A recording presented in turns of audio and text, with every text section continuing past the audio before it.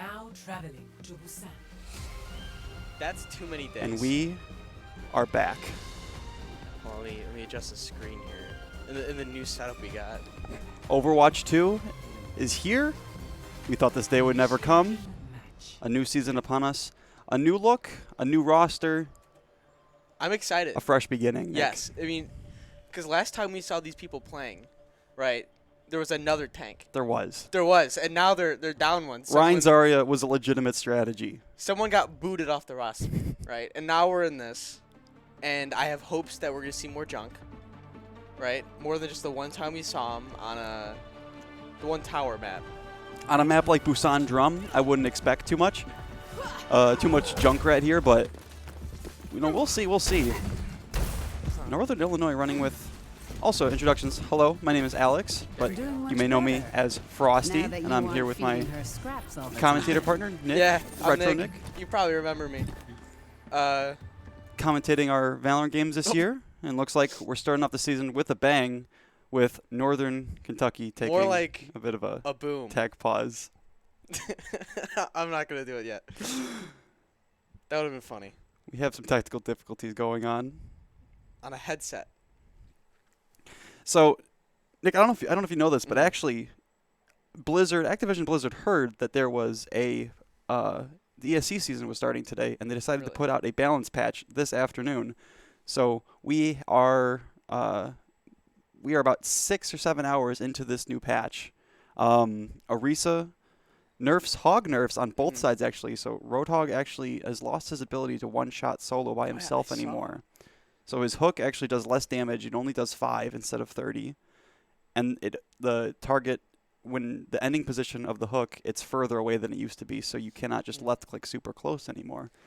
I feel that's a lot more healthy. Mm-hmm. Hog certainly has the ability to get a pick if he hooks you. I mean, if any of your teammates are looking at what you're focusing on, you're gonna secure the pick.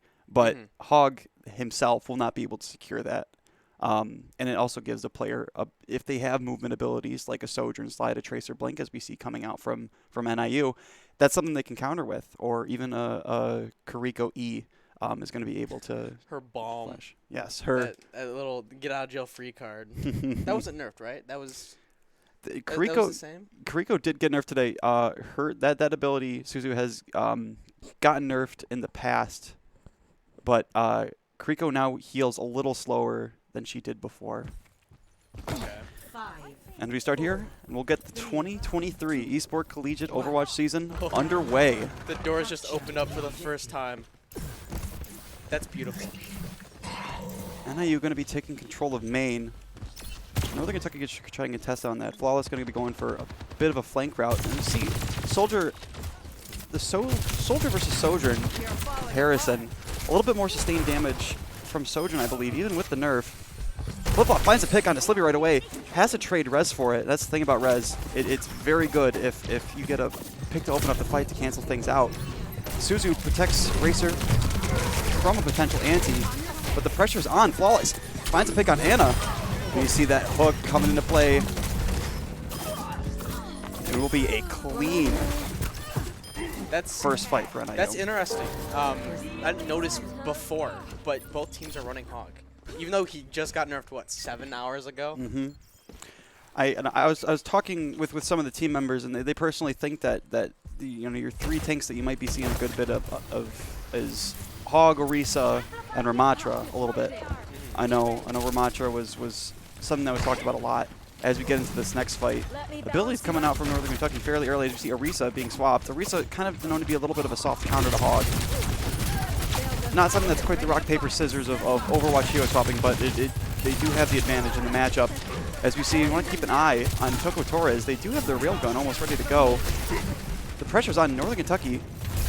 The only pressure they're having out is Slippy coming out with the Reaper, trying to push on the point, but they're just stuck in that drum room. The pressure from NIU is too strong as Flawless is attacking them from all which ways. Dance around the back line. Like the res comes out, but at the same time, Toko Toro gets a railgun shot. I think, and aside from the sticky bomb, they're going to commit whole hog here too. Potentially necessary. And Toko Toro with the 4K. That's kind of crazy. You couldn't have said it better myself. Both support ults and railgun come from NIU. Can you imagine a Kitsune rush with the railgun ult right now? This That'd be a little wonky. A fight ender. Risel's ult coming up into play too, but not as strong as what NIU has on the board. Although with a nano boost, going to make that Orisa very hard to kill. Going to have to put that focus on the backline, but Flawless has been doing that and then some so far this round. 86-0. As Flawless finds another pick to begin, the pressure's too far. I don't even think. Do they have anything to stop him? Nothing's able to stop them right now. The ult's coming out, but too little Not too again, late. not Northern again. Kentucky. Toko Toro with another multi-kill. Did that say 15 kills? Did I see that correctly? I think you did. That's disgusting. Hold on, can I? Oh, it's not like Valorant. If it's Valorant, I hit tab and then pull up the scoreboard. 15 kill streak is kind of gross. Ready for Yucky. I don't know if anybody on Northern Illinois got picked off that fight. No, I mean that was pretty clean. Seems NIU just kind of. They're definitely discussing. I think that was a very good feeling round of the oh Ramatra. Oh, and for the first time. Sorry, I lost my train of thought. I love Ramatra. A bit of a neuron activation moment. But Ramatra's so fun to watch and to play. Yeah, I've been enjoying them quite a bit, and so is Racer. So see, no Widowmaker, which you sometimes see on this Busan stage with the long sight lines. Already the pressure coming on. Poke is very good from NIU. Racer's punching him. Northern Kentucky trying to stand their ground a bit with the May pick. You know, under the philosophy of if you're gonna try and get this close to us, we're gonna freeze you, put some pressure on you. But you see the long range poke from Flawless and Toko Toro putting that plan to trouble. The 1v1 with the Mercy. Toko Toro, the thankless job of tapping point, he gets it. Fortify means nothing when you're Ramacha with a shift up.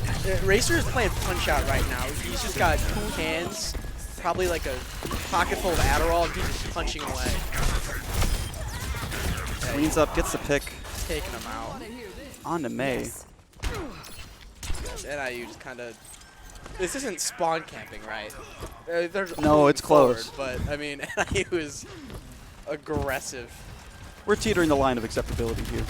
We're living on the edge of glory and hanging on the moment of truth. Flip-Flop playing with a bit of aggression, of course, but her abilities can bail herself out of trouble very easily. Look, Northern Kentucky going to try and take advantage He will devour it. of a bit of high ground. As Slippy and Misplay already extremely low. The Blade not going to help their cause here.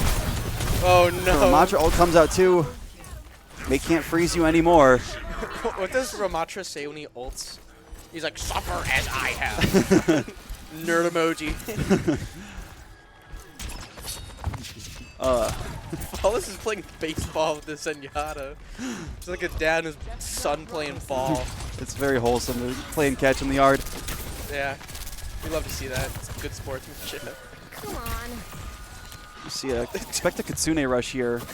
That's one thing NIU is doing very well is they're taking tempo. They're forcing Northern Kentucky to play their game by using these ults early. You see Kitsune rush comes out first, and Northern Kentucky has to react with their own Kitsune rush. That time, Toko Toro has already found 2, 3, 4, get 5. Toko Toro, Disgusting. the 5K. Team kill. No shot. You're falling apart. They're falling apart as Toko Toro just dismantles them. Wow. Trying to go for almost a pseudo mirror here, but NIU convincingly takes map 1. That was clean. I mean, if you're NIU, you're feeling on top of the world, right? play of the game. Okay. All right. Let's relive this again. Yeah, let's flashback. Oh, it's not even the 5K this time, but a little less of the clean, but a little more of the bulk of the damage in this play. Look how slow that mouse is moving. It's like focused, right?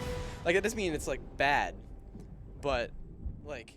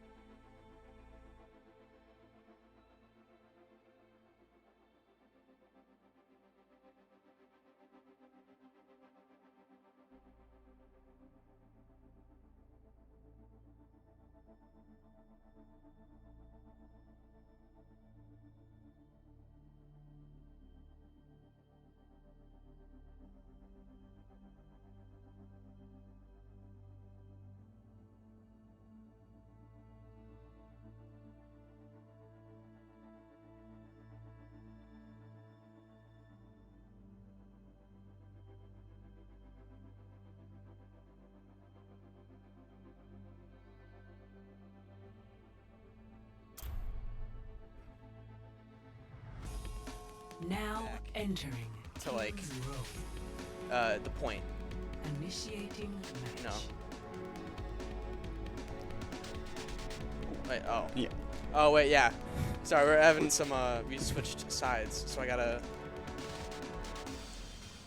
Just a real quick side flip, because you know if we don't, we'd be getting messages in the chat. Yeah, the chat's Way gonna be going afterwards. off. You know, I don't get paid enough for this. Can I put this on my timesheet? Oh, wait, it's an NIU tradition. Gotta stare at the child.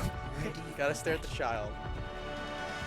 So we see actually a lot of substitutes for NIU coming in. PK0, Austie, 125 coming in for the first time. Players on last year's roster, you're familiar with them, but new to the game. I gotta work this year. on the spectator, because without that fifth person, it was perfect with 6 people. F1 through 12, yep. But now it's Take care of each other. 12 doesn't work. 11 is now the last person, so it's these two for the DPS. And this tank.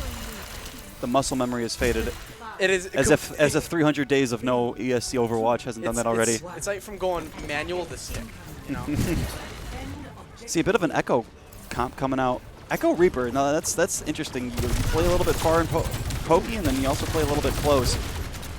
But looks like that Mercy's going to be sticking with that Echo a good bit here. But Austie, even Flawless a little bit, is going to give that Echo not the easiest time to work with. A lot of resource being required from Racer right now to begin with. Kind of teeter-tottering on that critical line, but ends up falling early as Northern Kentucky gets a little greedier Not so fast. with their advance, but they're allowed to. It's a 4v5. Northern Illinois doing a bit of a soft reset, still getting some poking, but waiting for their tank to return, especially in Overwatch 2. That tank is so critical, so important. But actually, you'll see Racer onto the Orisa, already making a ton of space.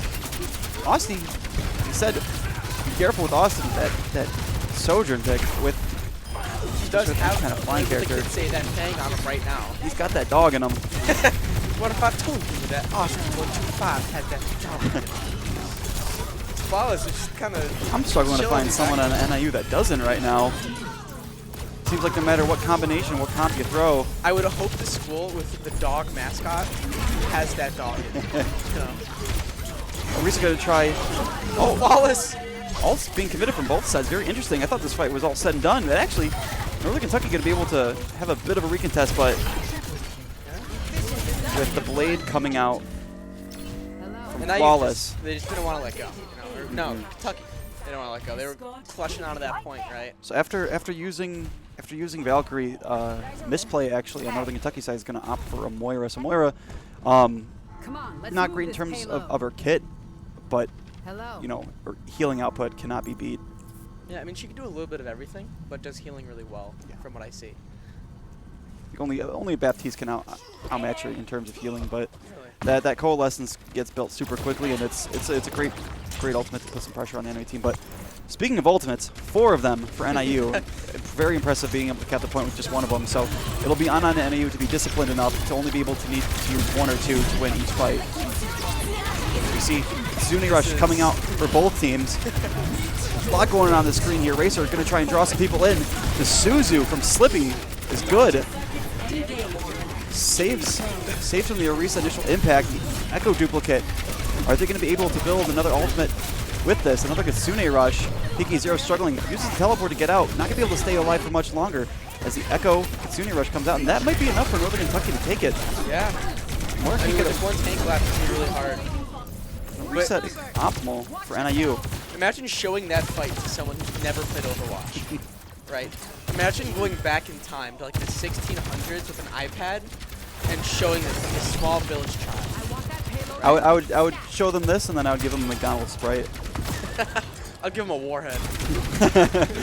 I'd watch them explode.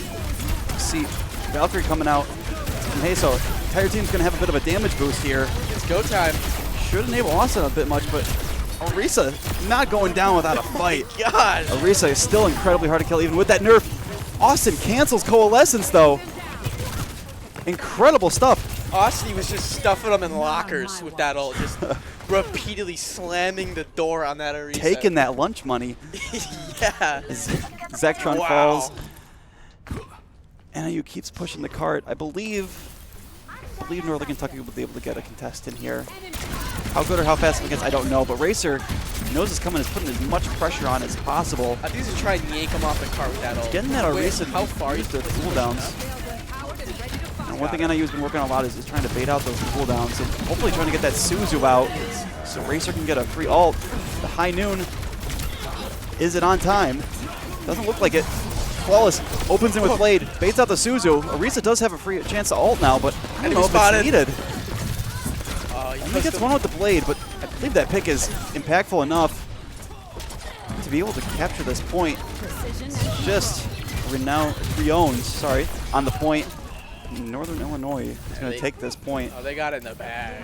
3.5 minutes left on the clock. You still have a Arisa ult to work with. Kitsune Rush is right around the corner. Actually, misplay, swapping for, so they're on a Zen Kariko comp, so especially with Kariko's healing nerf today, you're not going to have a ton of healing output, but so Northern Kentucky is going to have to play very fast. They don't really have a lot of time to work with here as far as team fights go. It looks like Soldier already in trouble first. The Harmony Orb, it's the optimal strat. It's harder to hit. He might be able to juke him out. No. Oh, and Flawless not going to stop there. He's still going. What is he doing? Gets the teleport out of spawn.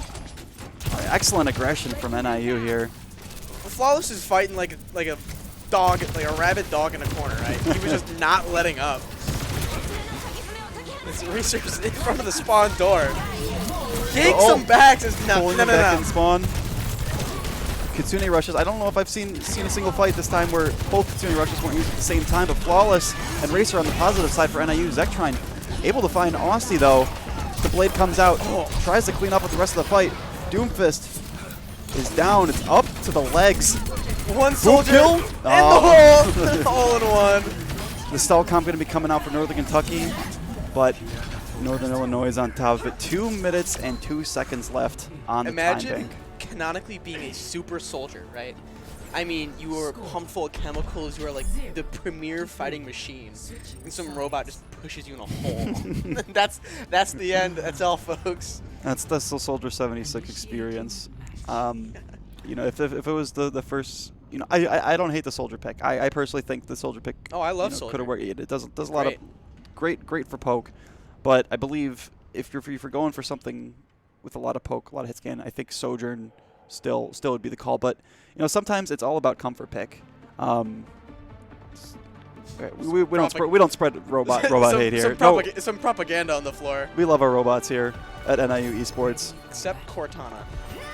Cortana. The Windows like assist that just like opens automatically. Surviving. Yeah. The less popular Siri. Doing much better. Now that you aren't feeding her. I wonder how much rooms at the Alderworth Hotel goes for in Kings Row. Is that the? It's the building right there. Wait, hold on. It's a hotel. Oh. That's fancy. Bet that beats your Airbnb. Yeah. Beats it significantly. Northern Kentucky gonna stay on the Doomfist. I do respect the Doom. It's the Doom Genji comp, Sojourn on a Kriko. It's a little bit more of a meta pick from Northern Kentucky. I do like this a little bit more. It's definitely the one thing you do not want to do is count out any team or think any team is beneath you. Yeah, I mean, even though NIU is doing really well right now, it could go anywhere. Northern Kentucky is still using some ultimates very well. The sound of Sojourn's Mercy boosted gun. Lost Able goes unpunished. Wins the Sojourn duel. Racer is in. With no sleep misses. That and it's going to be back to the drawing board for Northern Kentucky. How far will they go? Genji deflect does not matter. Keep shooting into it. It'll build the support ults. Samari able to get away with sliver of health. Sets NIU up in a really good position as far as ultimate economy goes. With the amount of aggression, the level of aggression that Racer's been playing at, do not be surprised if you see an ultimate being built and even used this fight. You're going to keep trying to go for around the statue again. The Genji and the Doom from Northern Kentucky should be engaging together, put some pressure on. Right now, they're playing like it's a poke phase right now. Northern Illinois is just able to outstand it and find another opening pick. Austie. That's tracking. Austie playing I Spy with these opening picks, able to find him. Although Tank does fall down, but I don't think it matters. Austie slid into Kiriko's DMs and just nailed her with a headshot. The headshot, I don't know, but Austie he's going off. He's going in. Zekatron is kind of playing what footsies, ring around the rosy around the bus. Now, if I were Northern Kentucky, I'd almost even don't throw all 5 ultimates out at a time. But what I was mentioning earlier about using 1 or 2 ults at the same time, they might be in a position where they might need to use 3 or 4 to be able to get a fight. But a Nano Doom is going to be very good here, or well, the Nano Blade, of course. How could I forget? But the Meteor Strike going to be able to try and split up Northern Illinois a little bit, and it does. Austin does get picked off. Can the res come out from Hayes? A big ante from Misplay over here. Anything but a misplay from them. We see a And blade? Zekatron with the Nano Blade. Oh, The we're blade seeing the trading. The battle of the blades. Oh my Should I say battle of just the ults in general? Racer is able to clutch up and get 3. Racer and PK0 able to clutch up, flip the fight around in their favor, and if you're Northern Kentucky, that one stings to lose. If you get 2 picks with the Nano Blade, and the ultimates from NIU comes out and takes the fight back in their favor. You're going to only have Bob to work with, which, I mean, with enough focus fire from NIU, as I say that Zekatron gets picked off again, it's a 4v5. Racer already spacing out the tank. Although cooldowns are being used, Suzu is down as Bob goes up, but so is the sleep from Northern Kentucky. And Flawless cleans it up again. As Flawless Bob is like, it's like bottle caps. It's all I hear when I watch Flawless. Bob keeps shooting into the deflect. What is he doing? Dude, Bob is literally trolling. What a bot. Hey, remember what we said about bots? Oh yeah. Remember, respect Bob. Is that a Junker Queen? Oh. A Junker Queen? No, Junker Queen has actually seen a little bit of play, some scrims as well from her. I mean, I do like seeing Junker Queen. Definitely in a better place than they were before. This Racer, the focus fire from NIU, Oh. immaculate, Yucky. That's not. punishes Reowned. Are they camping out in And the... it looks like you're just gonna have a bit of a Gonna bit of try an touch? Echo Kuriko contest here, but the sticky bombs get healed up, and looks like NIU not dropping a single fight here on this defense. I mean, Kentucky, Racer they're or not. holding on. They're fighting. But NIU is just so coordinated. Extremely clean play from NIU this map. So we head to payload, or escort as you will. Is it a first? Is it best 2 out of 3? It is first 2-3. So it is a best of 5. Oh, okay. That's the right score. So my recollection as coach, I remember our Northern Kentucky match very well. I do remember them picking Junkertown, but I actually don't know if Junkertown is in the map pool this time around.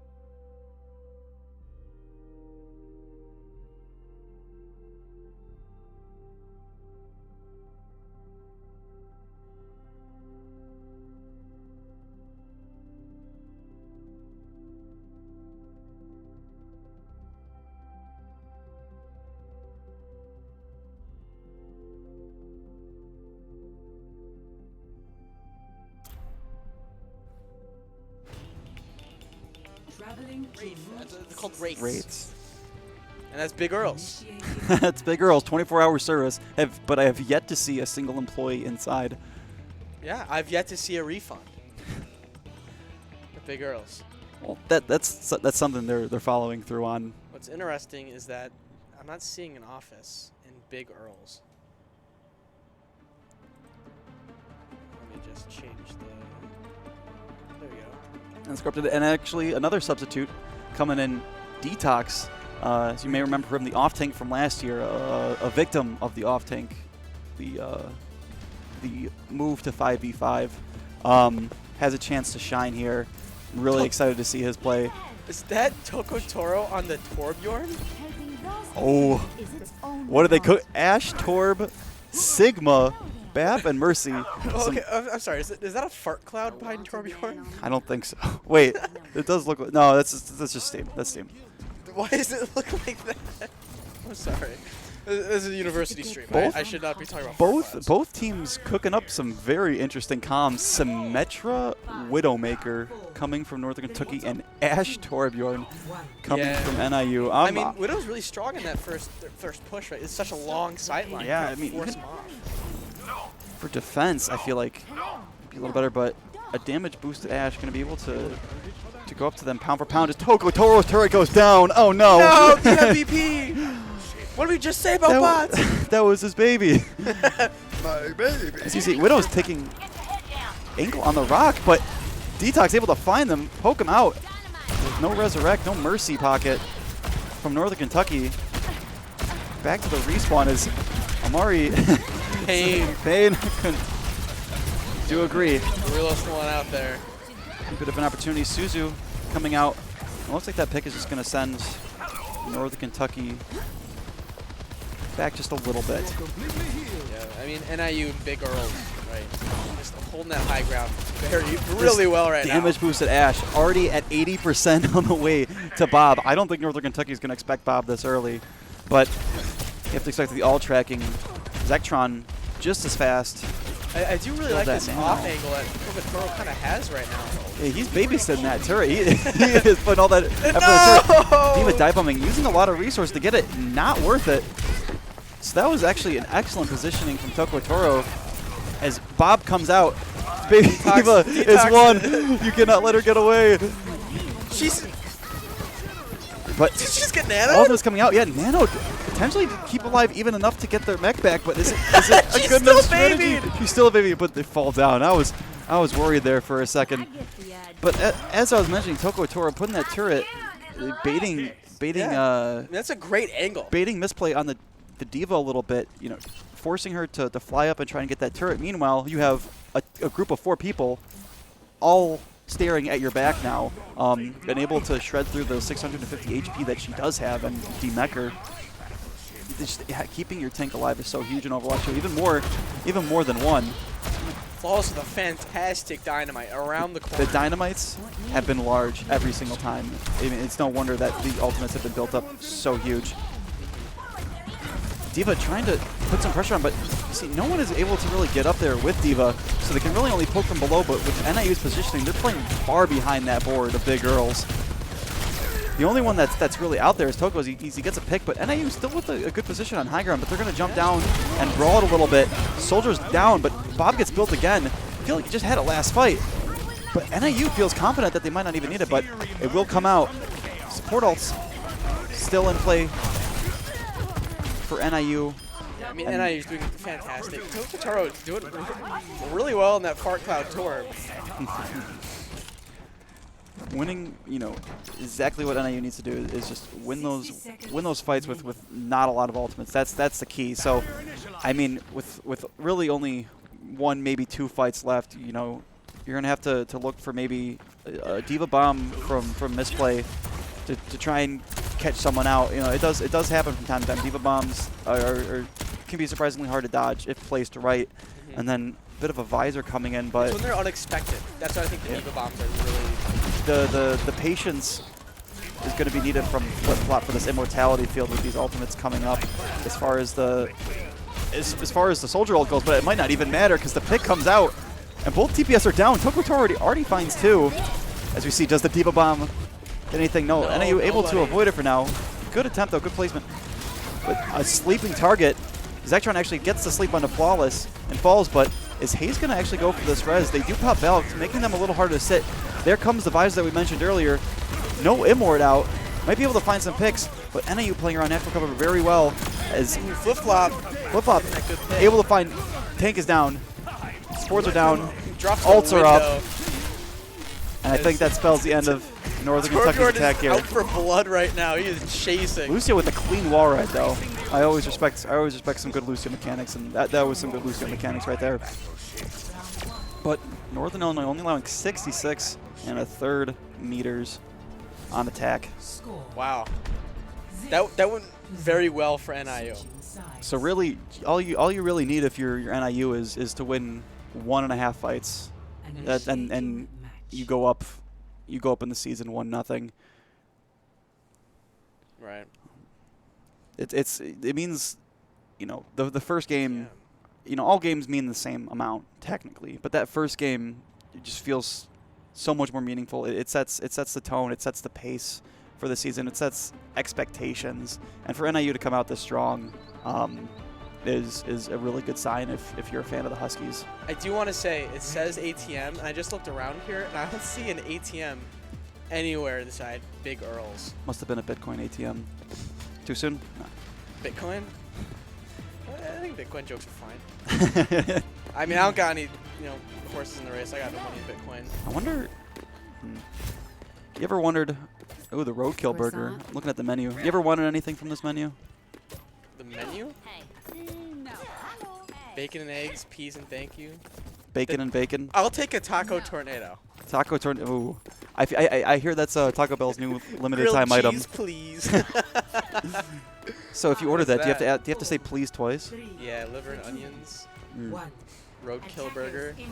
Enough about food. Let's look at let's look at the action going on here. Well, let's keep talking about food, because what's NIU going to cook here? No more Torb here from Tokotor, unfortunately. I would have liked to see the attack Torb, but you can't always get what you want. That'd be ballsy. The Sigma still stay in, and we see a bit of a bunker, actually a very heavy bunker comp from Northern Kentucky. They're going to play those same sight lines that NIU did, except with a bit of a more stationary comp. You're going to have Bastion with a little bit of shield behind Ramacha, but Ramacha not the #1 pick in terms of shield. Yeah, his shield is useful, but it's not like a hold behind it for a long period of time. Oh, Baptiste won.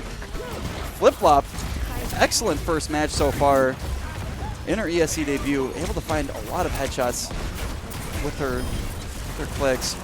NIU is NIU just, already marching towards the payload, but the Bastion not being taken down yet. NIU gets punished for it, but the Bastion finally gets taken down yet. Torb, Toko Toro does it better. flip-flop and Ana just... This, as a support player, I understand this all too well. Those Shoryukens are harder to hit than you think. Oh, the headshot on the Ana! Get him! Oh! Flip-flop in chat punches his keyboard. But NIU and is right the there. Baptiste gets the nano targets to keep players alive. I'm Bob's doing something. interested in the strategy, but Bob's snoozing right now. Excellent, sleep from the Bob, but it does not matter. Northern Illinois able to put on the pressure so much that they take the map and get a 3-0 victory. Wow. That was fast. Extremely strong start. Torbjorn with the turret. Yeah, Toko Toro did exceptionally well with this Torbjorn. Like, just chasing him down. Playing duck hunt, really. Yeah.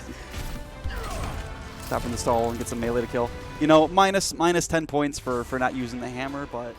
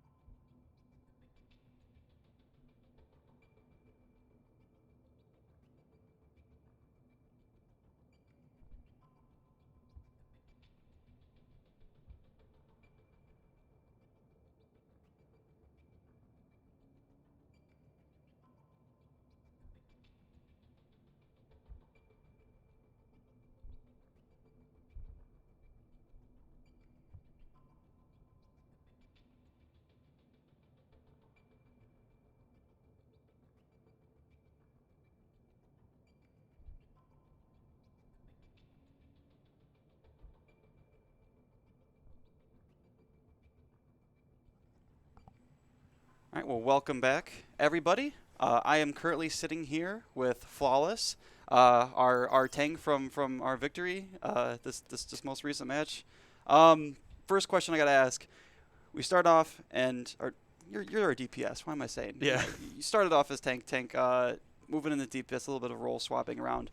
But I wanted to ask, where did the comps come from? How much of it was moving on the fly during the course of this match, and how much was predetermined? Because you seemed, actually, I was surprised by both teams rolling out on the Roadhog a good bit on Busan to begin on Sanctuary. So what were your thoughts behind the craft comp, and what were they cooking, so to speak? I mean, so for like all of our compositions, we obviously had like predetermined compositions going in with our recent scrim.